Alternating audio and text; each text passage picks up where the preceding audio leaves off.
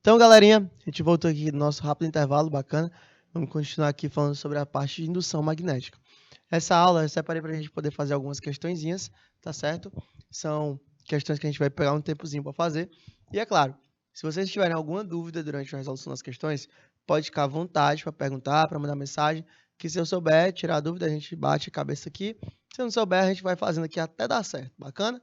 Então, vamos em diante aí, a galera de Oeiras já participando. Primeira questão que a gente fez no finalzinho da aula passada, letra E, gabarito correto aí.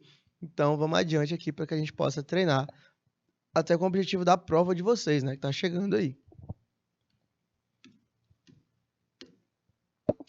Segunda questão fala o seguinte, vamos fazer aquele velho modelo de alternância, né? Eu vou fazendo uma, você vai fazendo a outra, então a gente chega nesse consenso lá no final. Fala o seguinte, um ímã tem seu polo sul magnético virado em direção à espira condutora. Quando essa espira passa a afastar-se. Em relação à situação descrita, assinale o que for correto. Diferente da questão anterior, que ele pediu errado, aqui ele pediu o que foi correto. Então, vamos primeiro entender a situação para que a gente possa saber o que está fazendo. O ímã tem o seu polo sul magnético virado em direção à espira condutora. Então, cadê? Tá aqui. Então, você tem uma espira aqui, ó, condutora. E aí você tem um ímã com o polo sul magnético virado a ele. Só que existem duas situações possíveis. Qual? A espira, ela pode se aproximar pela direita, ou a espira, ela pode se aproximar pela esquerda, né? Então, você tem essas duas situações possíveis dentro de um sistema de aproximação de espira. Bom, então, existe essa diferença aqui. Tá, se o ímã, aí o que aconteceu? Quando essa espira começa a afastar-se, então quer dizer que eles estão querendo se repelir. Então, o polo sul tem uma chegada aqui, né? E a espira se afastou. Se a espira se afastou, quer dizer que ela também tem um polo sul. Se ela também tem um polo sul, nas duas situações, né? A espira se afastando. Então, ele quer jogar para fora aquele valor ali, né? Então, o que vai acontecer? Ele vai ter uma corrente para cá, para ter esse sentido de aproximação, né? De repulsão. Nesse outro caso, ele vai ter uma corrente para cá, né? No outro sentido aí, em relação ao sistema, para que você possa repelir. Então, existem essas duas situações possíveis para a gente analisar. Tá, vamos ver o que a primeira afirmação fala. O ímã será atraído pela espira. Se o objeto ele começa a se afastar, né, ele vai jogar para fora. Chega um momento onde o ímã ele vai ter essa situação de atração. Mas será que nesse primeiro momento, sim ou não? Então, vamos ver aí, guarda a afirmativa 1, vamos para a afirmativa 2. O ímã será repelido pela espira. Olha aí, se eu estou querendo me afastar, significa que a espira vai ficar em movimento de repulsão, né, em relação a ela. Então, a afirmativa 2 está correta. O ímã será repelido pela espira. O ímã não será atraído. Então, daqui eu posso tirar a letra A, letra B e letra C. Ficamos entre letra D e letra E. Afirmativa 3. A corrente elétrica formada na espira terá sentido horário. E a afirmativa 4. Não é possível sabermos aí qual é o sentido que a corrente elétrica, uma vez que não sabemos se a espira encontra-se para a direita ou para a esquerda. Então, o 4 está verdadeiro também. A gente não pode afirmar a 3 porque ele tem essa situação. Letra D. Opa, chegamos a um poço sem saída. Peraí, vamos olhar de novo aqui. A 4 é verdadeiríssima. A gente não é possível saber o sentido da corrente elétrica, uma vez que não sabemos se a espira encontra-se à direita ou à esquerda do ímã. Então, a 4 está verdadeira. Então, tudo que não tem 4 está falso. Ficamos entre 1 e 3. A 3 está falsa, então a 1 é verdadeira. Vamos olhar bem aqui de novo para ver onde foi que a gente errou. A gente falou o seguinte. O ímã será atraído pela espira. Ah, entendi. Então, ele estava falando do segundo momento, realmente. Então, a espira ela começa a se afastar. Se a espira vai se afastando, independente dela ir para a direita ou para a esquerda, ela vai querer que o ímã acompanhe ela. Por quê? Porque se o ímã não acompanhar, você não gera corrente alternada. Se eu não gero corrente alternada, então não faz sentido aquela espira ter aquele campo ali. Então, realmente, ele vai se afastar ou se aproximar e vai carregar o ímã junto com ele. O ímã será repelido pela espira? Não. Depois que ele começa a afastar-se, ele vai querer com que aquele objeto acompanhe ele, né? Ele vai querer que aquele objeto acompanhe ele. Então, você vai ter essa corrente aí gerada dentro do sistema. Então você vai ter essa espira condutora quando passa a afastar-se dentro daquele meu sistema ali. Então, vai ter velocidade de aproximação e de afastamento dentro do meu sistema. Bacaninha? Então, 1 e 4 seriam as afirmativas. Nosso gabarito seria a letra C. Beleza? Próxima questão é a questão do Enem, que fala o seguinte. Os dínamos são geradores de energia elétrica, utilizados em bicicletas para acender uma pequena lâmpada. Para isso, é necessário uma parte móvel esteja em contato com o pneu da bicicleta. Então, a bicicleta vai estar rodando, olha aqui o sentido de rotação da bicicleta. Beleza? E esse cara aqui vai estar rodando também, de acordo com a rotação da bicicleta. E quando ele entra em movimento, é gerada energia elétrica que acende a lâmpada. Aqui dentro existe um conversor que transforma energia mecânica em energia elétrica, que sai e vai em direção à lâmpada, né? Lá do final, lá na pontinha da bicicleta. Dentro desse gerador, encontra-se um ímã e uma bobina, tá bom? A princípio de funcionamento desse equipamento é explicado pelo fato de que letra A, corrente elétrica no circuito fechado gera um campo magnético nessa região. B, bobina imersa em campo magnético em circuito fechado gera uma corrente elétrica. C, bobina em atrito com o campo magnético no circuito fechado gera uma corrente elétrica. D, corrente elétrica gerada no circuito fechado por causa da presença de um campo magnético. E letra E, corrente elétrica gerada em circuito fechado quando há variação de campo magnético. E aí, vocês marcariam o quê? 2 minutinhos para vocês tentarem a questão.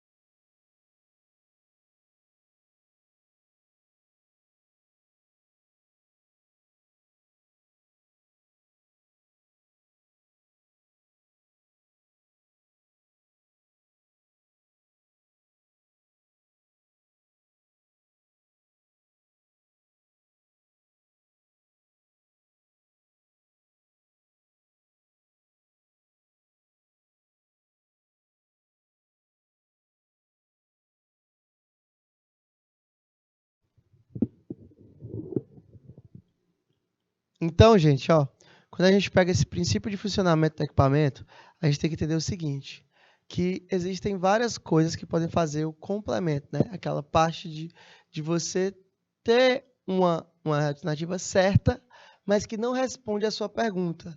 Ele está se referindo exclusivamente ao dínamo, que transforma corrente, campo magnético, através de uma energia, né, mecânica, que é a energia do movimento da bicicleta, para poder acender aquela lâmpada na ponta lá da bicicleta. Então, vamos ver o que responde cada uma dessas partes aí. A letra A. A corrente elétrica no circuito fechado gera um campo magnético nessa situação. Primeiro, você não tem um circuito fechado, tá bom? Você tem aquela parte de campo magnético não é regional. Então, você não tem, para o dínamo, um campo magnético apenas nessa região. O campo magnético é gerado através de uma corrente elétrica, tá bom? E não o contrário. Desculpa, e também o contrário. A corrente elétrica pode ser gerada por um campo magnético, desde que esse campo magnético seja variado. Você tem uma variação, né? Aproximação e afastamento do ímã. Letra B. Bobina imersa no campo magnético em circuito fechado gera corrente elétrica. A bobina imersa em campo magnético de um circuito fechado gera corrente elétrica. A bobina não necessariamente tem que estar imersa no campo magnético para gerar uma corrente elétrica.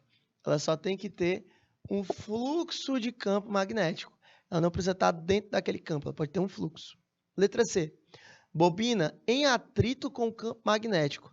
Atrito existe quando você tem sistemas mecânicos. O campo magnético é um sistema eletromagnético, né? Ele não se atrita com bobina, não. Não tem nem matéria envolvida. Então, não existe isso aqui. Letra D. Corrente elétrica é gerada em circuito fechado por causa da presença do campo magnético. A corrente elétrica é gerada em circuito fechado, mas não é devido à presença do campo magnético, não. É devido a um fluxo de campo magnético, tá bom? Você não consegue gerar corrente elétrica se o ímã estiver parado. Então, sempre lembrar dessa situação. Letra E. Corrente elétrica é gerada em circuito fechado quando há variação de campo magnético. Então, a letra E é verdadeira. Corrente elétrica é gerada em circuito fechado quando há variação de fluxo de campo magnético. Então, você tem esse fluxo aí gerado, então a letra E realmente gera esse sistema aí. Bacana? Quarta questão da FUVEST. Essa é minha. Aproximar-se um ímã de um anel metálico fixo em um suporte isolante, como mostra a figura, o movimento do ímã em direção ao anel não causa efeito no anel, produz corrente alternada no anel, faz com que o polo sul do ímã vire polo norte e vice-versa, produz corrente elétrica no anel, causando uma força de atração entre anel e ímã, e produz uma corrente elétrica no anel, causando uma força de repulsão entre anel e o ímã. Então, o que foi que ele fez? O anel está fixo, está parado. Suporte isolante, anel metálico, e eu tenho um ímã que vai se aproximar daquela região. O que foi que ele fez com o ímã? O ímã ele vai ser direcionado ao anel. Quando isso acontece, olha aí, você tem um fluxo de campo que vai ficando cada vez maior à medida que eu me aproximo do anel. Quando isso acontece, quando eu tenho essa aproximação do anel, aquele fluxo ali vai gerar o quê? Vai gerar uma corrente. Uma corrente em qual sentido? Ele vai gerar uma corrente nesse sentido aqui, no sentido anti-horário. Com qual objetivo? Para impedir que aquele ímã atravesse o anel. Então, ele vai fazer com que eu gere um campo magnético de resposta. Eu vou querer impedir que aquele cara atravesse o anel. Então, você tem uma resposta do anel magnético, gerando um campo contra aquele movimento ali. Então, você tem aqui um campo magnético gerado pelo ímã nessa direção. Em compensação, você tem uma resposta do ímã, um campo magnético gerado em uma situação diferente, tá bom? Uma situação contrária àquele meu ímã ali. Então, ele vai jogar para cá, Pronto, agora ficou fácil. Vamos ver qual resposta nos agrada mais. Letra A. Não causa efeito no anel. Óbvio que causa efeito no anel. Se ele não causasse, o cara não perderia o tempo dele fazer esse experimento. Letra B. Produz corrente elétrica alternada no anel. Olha, é mais um daqueles casos. A alternativa está certa, mas não responde à pergunta. Por quê? Porque ele vai gerar uma corrente alternada se gerar um fluxo. Ele vai aproximar, afastar, aproximar, afastar. Como ele está só aproximando, ele não produz essa corrente alternada não, tá bom? Ele não vai ter essa produção de corrente alternada. Letra C. Faz com que o polo sul do ímã vire polo norte e vice-versa. Olha que coisa absurda. É como se ele trocasse os polos do ímã. Isso jamais vai acontecer, né? Não tem como o polo sul do ímã virar polo norte e vice-versa. Você não tem essa situação. Letra D. Produz corrente elétrica no anel, causando uma força de atração entre o anel e o ímã. Produz corrente elétrica no anel? Sim, mas não é atração. Olha como elas estão se opondo. Repulsão. Letra E. Produz corrente elétrica no anel, causando uma força de repulsão entre o anel e o ímã. Olha aqui, verdadeiríssimo, nosso gabarito. Seria a letra E. Isso produz uma corrente elétrica no anel, fazendo com que você tenha uma repulsão entre ele e o ímã, beleza? Então, repetindo de novo a questão, por caso tenha ficado alguma dúvida, ela fala o seguinte. Aproxima-se um anel de um ímã, de um anel metálico, fixa um suporte isolante, como mostrado na figura. O movimento do ímã em direção ao anel. E o ímã vai se aproximar, já falei para vocês. Anel, espira, bobina, solenoide. Nada disso quer ser atravessado pelo ímã. Então, quando ele se aproxima muito, o que é que eu faço? Eu gero uma força de repulsão, jogo ele para fora. Então, a letra A não causa efeito no anel. Letra B, produz uma corrente alternada no anel. Letra C, faz que o polo sul do ímã vire polo norte e vice-versa. Absolutamente um absurdo uma letra como essa. Letra D, produz corrente elétrica do anel, causando força de atração. Não, ele produz corrente elétrica no anel, mas causando uma força de repulsão entre o anel e o ímã. Então, nosso gabarito realmente seria a letra E. Ok? Quinta questão fala o seguinte. Uma espira retangular de lados 5 e 8 centímetros está imersa em uma região em que existe um campo de indução magnética uniforme de 0,4 teslas, perpendicular ao plano da espira. O fluxo de indução magnético através da espira é igual a... Então, o que foi que aconteceu? Ele fez o seguinte, ele botou uma espira quadrada, né, retangular aqui, de lado quanto? 8 centímetros e 5 centímetros. E aquilo ali é atravessado por um campo magnético de quanto? De 0,4 teslas. Show! Ele quer saber o quê? Ele quer saber o fluxo, né? Então, eu quero saber qual é o fluxo magnético. É isso que ele quer? É. De indução que passa através daquela espira. Beleza? Então, eu vou pedir 2 minutinhos para vocês tentarem fazer a questão.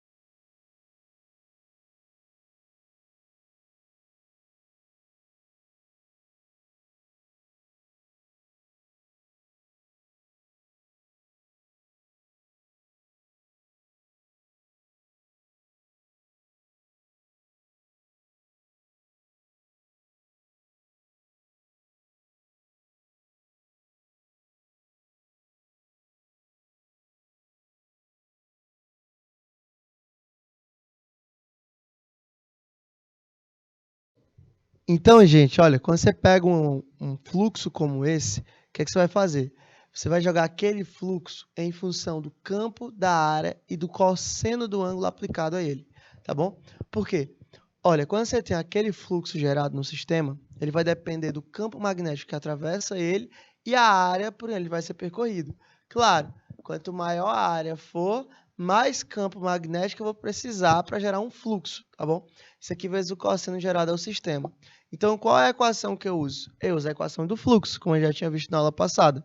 O fluxo magnético vai ser igual ao valor do campo vezes a área percorrida vezes o cosseno do ângulo gerado, tá bom? Então, esse aqui seria o valor de fluxo para aquele meu sisteminha ali, tá bom? Então, qual seria aí o valor do fluxo gerado? O fluxo seria, quanto é o campo? O valor do campo é de 0,4 teslas. Então, seria 0,4. Vezes o valor da área. Qual é a área? A área é 5 centímetros vezes 8 centímetros, tá bom? Isso aqui vezes o cosseno.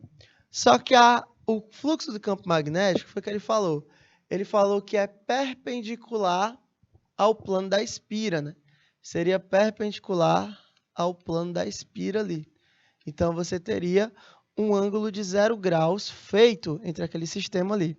Então, cosseno de 0 graus dentro daquele meu sistema possível dentro do sistema. Bom, então como é que seria agora? O fluxo seria igual ao campo, que vale 0,4, vezes a área. A área é o único problema que a gente tem, porque eu tenho 5 centímetros de área por 8 centímetros de área. Então, eu tenho que levar isso aqui para o sistema internacional, para o metro, vezes o cosseno de 0. Só que o cosseno de 0, gente, vale 1. E qualquer coisa vezes 1 é ela mesma. Então, não precisa me preocupar com esse valor de 1 cedido ao sistema, porque o valor de 1 ele já vai ter esse valor máximo aí. Então, qual seria o meu fluxo? O meu fluxo seria 0,4. 4 vezes 10 a menos 1.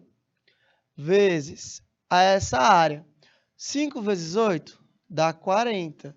Dividido por 1, 2, 3, 4 zeros. 10.000 dentro desse sistema. Então, eu posso simplificar. 0 de baixo com 0 de cima, tchau. Então, o que seria o meu fluxo? Seria 4 vezes 10 a menos 1 vezes 4 vezes 10. Aí você divide. Serão 3 zeros, então é 10 a menos 3, ok? Então, quem seria o meu fluxo? Meu fluxo seria 4 vezes 4 dá 16, vezes 10 elevado. Menos 3, menos 1, daria menos 4, tá bom? Jogado aquele sistema ali. Como eu tenho que levar para a notação científica, o que é que eu faço? Eu ando minha vírgula uma casa para a esquerda e somo 1 no expoente. Então, qual seria o meu valor de fluxo? Seria 1,6 vezes 10 a menos 3, tá bom? Qual a unidade que ele usou? Ele usou o Weber, né? Seria aquele valor ali em fluxo magnético, que seria o Weber. Tá bom. Então, qual seria meu gabarito? Meu gabarito seria a letra D. Aí já seria 1,6 vezes 10 a menos 3 preso ao meu sistema. Tá bom?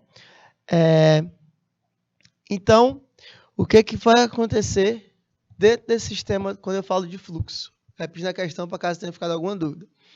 Uma espira retangular de lado 5 centímetros e 8 centímetros está imersa em uma região em que existe um campo de indução magnética uniforme de 0,4 teslas. Então, já tem o meu fluxo de indução aí. Perpendicular ao plano da espira. O fluxo de indução magnética através da espira é de, ele quer o fluxo, campo vezes a área vezes o cosseno. Então, o campo seria 0,4, a área 5 centímetros por 8 centímetros. Só que lembrando que eu estou levando todo para o sistema internacional. Então, essa unidade aqui não é correta, tá bom? Eu tenho que levar para metro. Para levar para metro, eu divido 5 sobre 100, daria 0,05, ao mesmo tempo que eu divido 8 sobre 100. Só que eu não gosto muito, Matheus, não gosto muito de trabalhar com decimal. Então, o que é que eu faço? eu transformo todo mundo para fração. Mas fica a seu cargo. Se você quiser transformar em decimal, fração, vai dar tudo certo da mesma forma. Só é importante que você lembre as transformações, beleza? Só é importante que você lembre as transformações. E para isso eu tenho uma dica para te ensinar. Qual? Existem 3 transformações que são básicas e caem sempre. Decímetro, centímetro e milímetro. O decímetro, ele te lembra qual número? 10. Então é a mesma coisa que tu dividir por 10. O centímetro te lembra qual número? 100. Então é a mesma coisa que tu dividir por 100. E o milímetro te lembra qual número? 1000. Então é a mesma coisa que tu dividir por 1000. Então é sempre o nome da transformação que vai te dizer por quanto tu deve dividir. Decímetro por 10, centímetro por 100, milímetro por 1000, tá bom? Então sempre esteja atento a essa transformação aí, ok? Então, aí você leva para o fluxo, para a equação. O valor do fluxo seria 0,4, que seria o campo. Eu transformei em notação para ficar mais fácil. 4 vezes 10 a menos 1. 5 centímetros por 8 centímetros vezes o cosseno de 0, que vale 1. Então, ficaria 5 sobre 100 vezes 8 sobre 100. 5 vezes 8, 40. 100 vezes 100, 10.000. 0 morre com 0. Ficaria 4 vezes 10 a menos 3. 4 vezes 4, 16. 10 a menos 4. Se eu quero transformar em notação, então o que é que eu tenho que fazer? 16 não é notação científica. Por quê? Porque o valor de x tem que ser maior do que 0, ou desculpa, maior ou igual a 1 e menor do que 10. 16 é maior do que 10, não pode ser então. Então, ando minha vírgula, uma casa para a esquerda, somo 1 no expoente. Então, menos 4 mais 1 daria menos 3. Então, ficaria 1,6 vezes 10 a menos 3 webers. Tá? Então, aí vamos chegando nas nossas últimas questõezinhas, mas a gente ainda tem um tempinho, tá bom? Então, vamos ver como é que seriam essa questão. Fala o seguinte. Um ímã preso em um carrinho desloca-se com velocidade constante ao longo de um trilho horizontal. Envolvendo o trilho, há uma espira metálica, como mostra a figura adiante. Pode-se afirmar que na espira, a corrente elétrica, aí daria, letra A, é nula. Letra B, existe somente quando o ímã se aproxima da espira. Letra C, existe somente quando o ímã está dentro da espira. Letra D, somente quando o ímã se afasta da espira. E letra E, existe quando o ímã se aproxima ou se afasta da espira. Você marcaria o quê? 1 minutinho para você tentar fazer a questão.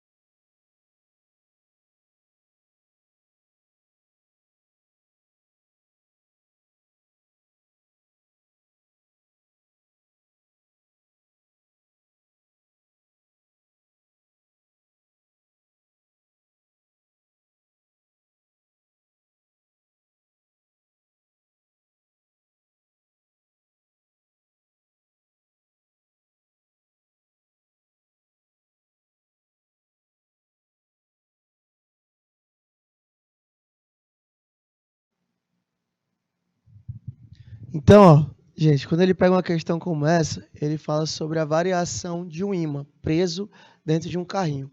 Sempre você vai ter que notar o que foi que aconteceu no ímã quando ele fez esse movimento, tá bom? Quando ele fez essa variação. Esse movimento do ímã permite com que exista uma passagem de corrente elétrica na espira. Se não tiver fluxo, se não tiver movimento, você não vai ter passagem de corrente. Então, preste atenção no que aconteceu. O ímã se aproximou e eletrizou a espira. Lembrando que o cara, ele não quer ser atravessado, mas ao mesmo tempo, ele não quer ficar longe do ímã. Então você tem uma força.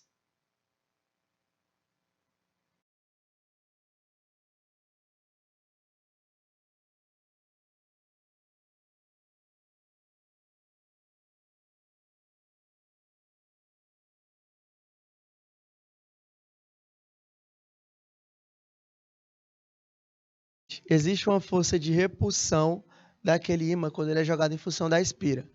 Ele se eletriza, certo? Ele vai se eletrizar. E aí, quando ele se eletriza, ele faz com que você gere uma corrente. Aquela corrente ali vai fazer um campo de repulsão com o objetivo de não deixar o ímã atravessar ela, né? Ele não vai deixar o ímã atravessá-la. Então, o que vai acontecer dentro daquele sistema? Ó, ele vai empurrar o cara. Aí o carrinho vai embora. Isso no primeiro momento.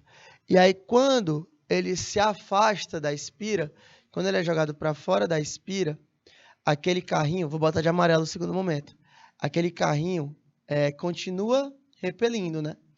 Ele continua repelindo. Ele continua fazendo uma repulsão. Só que quando ele se afasta, né? Quando ele produz uma outra velocidade, agora a velocidade de afastamento, o ímã vai puxar ele de volta. Quando o ímã puxa ele de volta, ele vai gerar uma força de atração. E essa alternância aí, essa coisa de ficar indo e voltando, puxando, e saltando, é o que produz o fluxo de campo magnético. Então vamos lá. Quando é que vai existir corrente elétrica? Ela é sempre nula? Não. Toda vez que o ímã se aproxima ou se afasta, ela aparece. Então ela não é sempre nula. Letra A está falso. Letra B. Existe somente quando o ímã se aproxima da espira. É falso também. Ele existe quando o ímã se afasta e se aproxima. Então, o que mata essa letra é o somente. Letra C. Existe somente quando o ímã está dentro da espira. Tem dois erros nessa alternativa, o somente e o dentro, tá bom? Existem essas duas diferenças aí. Porque o cara não pode atravessar a espira, então ele não pode estar dentro da espira ali. Letra D. Existe somente quando o ímã se afasta da espira. Não, o ímã ele não vai somente, de novo, afastar-se da espira. E letra E, existe quando o ímã se aproxima ou se afasta da espira. Aí sim, nosso gabarito seria a letra E. Tanto quando existe uma aproximação, quanto existe um afastamento da espira, você não tem, você tem essa produção de corrente elétrica dentro do sistema. Tá bom? Então existe essa diferença aí para que você possa entender o que aconteceu. Ok? Nossa penúltima questão, estamos chegando aos finalmente aí. Essa questão ela é um pouquinho mais legal, então a gente vai fazer ela com um pouquinho mais de carinho. E depois tem a saideira aí, para a gente poder ir para a nossa próxima aula. Olha o que acontece aí. A figura mostra uma espira de corrente colocada em uma região, onde existe um campo magnético B perpendicular ao plano da espira, e com o sentido para dentro da página. Inicialmente, o campo possui intensidade de 2 Tesla, e durante o intervalo de tempo de 1 segundo, essa intensidade cai de acordo com o gráfico a seguir. A espira tem 2 centímetros de comprimento e 1 centímetro de largura. A resistência vale 2 ohms. Tá bom? Nessas condições descritas, a corrente induzida na espira, devido à variação de campo, irá valer. Eu vou pedir, ele quer o quê? Ele quer a corrente induzida, tá bom? Na espira, devido à variação de campo. Aí ele te deu o gráfico. Então, ele quer saber o valor dessa corrente aplicada ao sistema, tá bom? Então, eu vou pedir aí 2 minutinhos para vocês tentarem fazer a questão.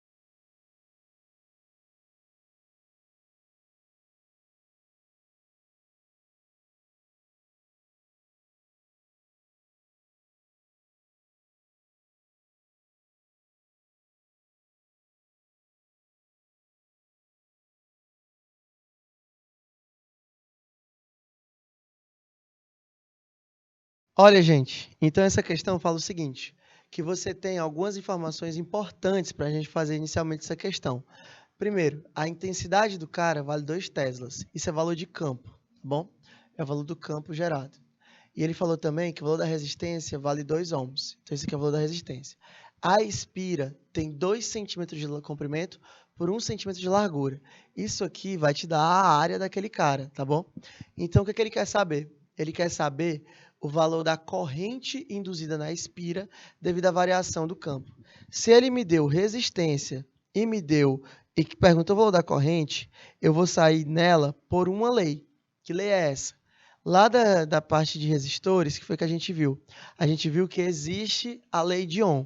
Então, a DDP é igual a resistência vezes a corrente. Se ele quer saber o valor da corrente, então a corrente vai ser igual a DDP sobre a resistência. Tá bom, eu já tenho a resistência, a questão me deu de bom grado. Só que agora eu tenho que achar a DDP. Logo, o que é que eu vou fazer? Eu tenho que achar cada parte dela. Só que para achar aquela força eletromotriz induzida, aquela DDP, eu vou ter que usar lá a lei de Faraday que a gente conversou no comecinho da aula, que é igual a quanto? A lei de Faraday, né, que é igual a força eletromotriz, que seria essa nossa DDP que a gente quer achar, é igual a menos a variação de fluxo sobre a variação de tempo necessária para que ele tenha aquela variação de fluxo ali.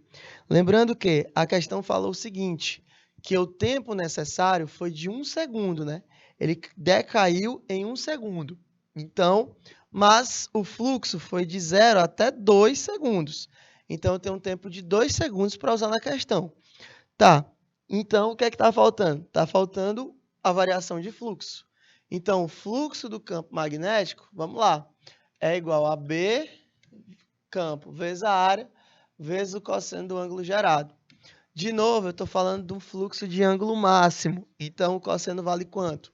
Isso aqui tudo vai valer, ó, 1, tá bom? Que seria o valor gerado. Então, quem seria o meu valor de fluxo? O meu valor de fluxo seria igual. Quanto é o campo gerado ao sistema? O campo que vai ser gerado ao sistema, a questão já me deu, que foi um campo de quanto? Foi um campo de 2 Tesla, então seria 2. Vezes, olha aí, de novo aquela parada da área. Quanto é a área do cara? A área do cara é de 1 centímetro por 2 centímetros. Então seria 2 sobre 100 vezes 1 sobre 100. Então, você teria essa situação. Então, qual seria o meu fluxo? Matheus, por que tu jogou por 100? Porque ele está em centímetros e eu tenho que levar para o sistema internacional, que é o metro, tá bom? Então, ficaria 2 vezes 1, que dá 2, sobre 1, 2, 3, 4. Então, meu fluxo seria 2 vezes 2, que dá 4, sobre 10.000. Então, qual seria o meu fluxo de campo magnético? Seria 4 vezes 10 a menos 4 Webers, né? Que seria aquela variação de fluxo ali. Então, depois que eu tenho esse 4 vezes 10 a menos 4, eu posso aplicar dentro da minha força eletromotriz para achar ela. Então, a minha FEM, minha força eletromotriz, seria igual a menos aquele fluxo ali, né? Menos 4 vezes 10 a menos 4. Por que eu botei o valor de fluxo menos? Porque eu estava no fluxo maior e ele deu uma queda. Ó. Percebam que ele estava em uma reta de queda. Então, eu posso fazer aquele jogo de sinal ali para que eu tenha esse valor da força eletromotriz induzida. O tempo, a gente já chegou à conclusão que vale quanto? Que vale 2. Então, esse tempo seria de 2 segundos. Tá bom. Então, qual seria a minha FEM? A minha força eletromotriz induzida ao sistema. Menos com menos dá mais, então ficaria 4 vezes 10 a menos 4 dividido por 2. Então, isso aqui daria quanto? 2 vezes 10 a menos 4. Então, qual a unidade aí? Volts, né? Volts.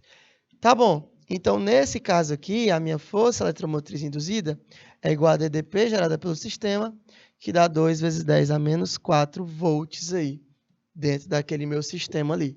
E aí eu posso pegar essa DDP e arrochar dentro da lei de Ohm. Para achar quem? O valor da corrente induzida. Por quê? Porque o valor da resistência, o cara já me deu o valor da corrente o valor da resistência gerada. Então, qual seria o valor da corrente?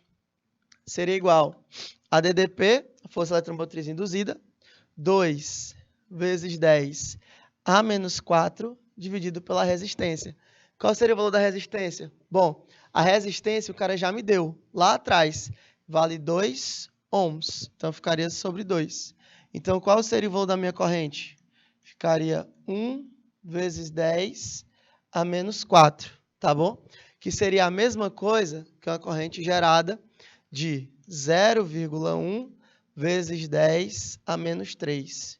Ou seja, o valor da corrente seria de 0,1 miliamperes, né? Que seria aquele valor dividido por 1.000. Então, o valor da minha corrente daria como gabarito sendo letra A, 0,1 miliamperes naquele meu sistema. Bacana? Galerinha, a gente vai chegando ao final da nossa aula de hoje.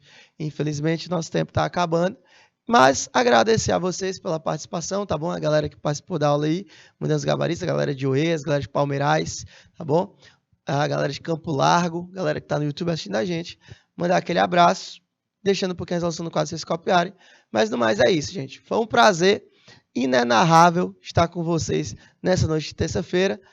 A gente se encontra na próxima semana, quando a gente vai falar sobre lei de Lenz e leis de Faraday, realmente a parte de construção, de equação, de como é que vai funcionar tudo. E, é claro, mais algumas questõezinhas que a gente já está se aproximando aí da nossa prova, tá bom? Da parte da prova. Beleza? Então, galera, uma boa noite para vocês. Até a próxima aula. Tchau!